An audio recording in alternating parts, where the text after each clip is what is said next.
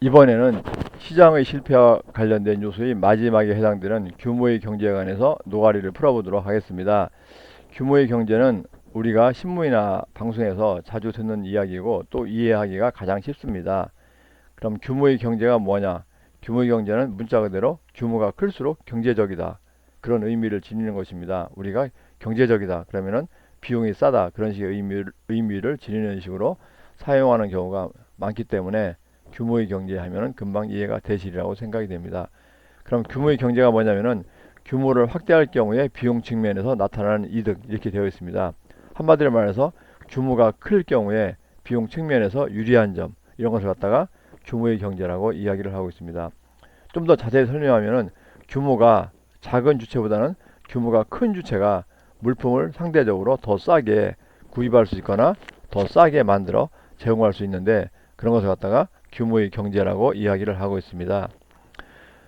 이것은 여러분들이 금방 이해가 되실 것입니다. 만약에 어떤 책을, 학과에서 어떤 책을 구입하는데 한 사람이 구입할 경우에 보니까 정가가 10,000원입니다. 정가가 10,000원인데 이것을 만약에 학과에서 그 수업을 듣는 50명이 단체로 구입한다. 그렇게 되면은 출판사나 서점에 연락해서 좀 DC를 해달라고 그러면은, 예를 들어서 출판사나 서점에서 10%를 DC를 해준다고 치면은 이제 9,000원에 구입할 수가 있는 것입니다. 그러니까 혼자 구입하면 10,000원인데 50명이 단체로 구입하기 때문에 10%를 DC해서 9,000원에 구입을 할 수 있는 것, 이것이 바로 규모의 경제를 활용한 방법이라고 볼 수가 있겠습니다. 그런데 이 사회복지급여와 서비스의 경우에는 규모의 경제와 관련된 특성을 많이 가진다는 것입니다. 여러분들도 금방 생각하다시피 사회복지 영역에서는 물건이나 서비스, 그런 것을 대규모로 구입하는 경우가 많기 때문에 규모의 경제를 적용할 수가 있다는 것입니다.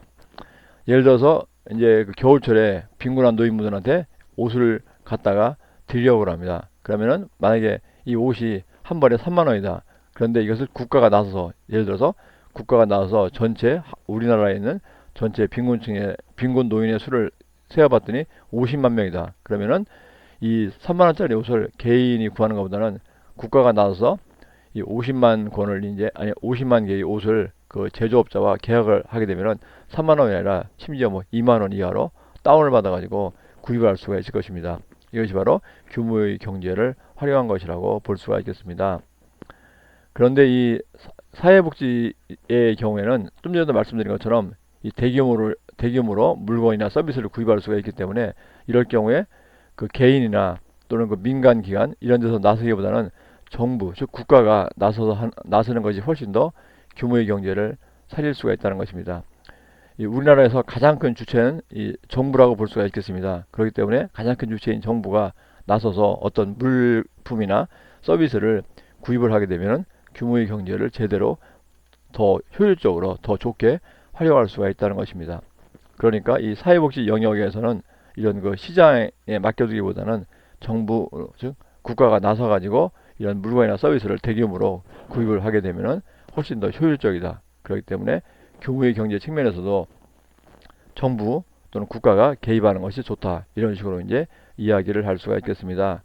그런데 규모의 경제에는 약간 좀 문제점이 있는데, 이 일부 사회 서비스에는 적용하기가 어려울 수도 있다는 것입니다. 그런 좋은 예가 상담입니다. 우리가 책이나 옷 같은 것은 대규모로 그 자동화돼서 만들기 때문에 한 번만 세팅을 해놓으면 쫙 그냥 똑같은 책이나 옷이 만들어집니다. 그렇지만 상담의 경우에는 내가 상담을 한 번 할 때마다 어떤 그 초등학생을 대상으로, 취약한 초등학생을 대상으로 상담을 하는데 한 번 할 때마다 비용을 이제 10,000원씩 받는다. 그런데 만약에 그러면 10번 할 경우에는 10% DC해줘서 한 번 할 때마다 9,000원 받는다. 그렇게 이야기하기가 어렵다는 것입니다.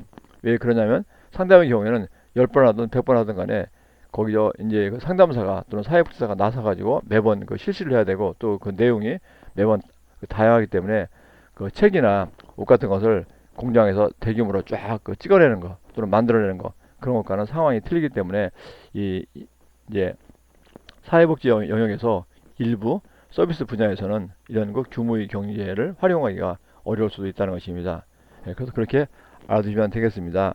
간단히 정리하면 규모의 경제는 규모가 클 경우에 비용 측면에서 유리한 점, 그런 것을 말하고, 정부가 한 사회에서 가장 큰 주체이기 때문에 규모의 경제를 활용하게 되면은 훨씬 유리하다. 그렇기 때문에 그 사회복지 영역에서 정부가 개입하는 것이 좋다.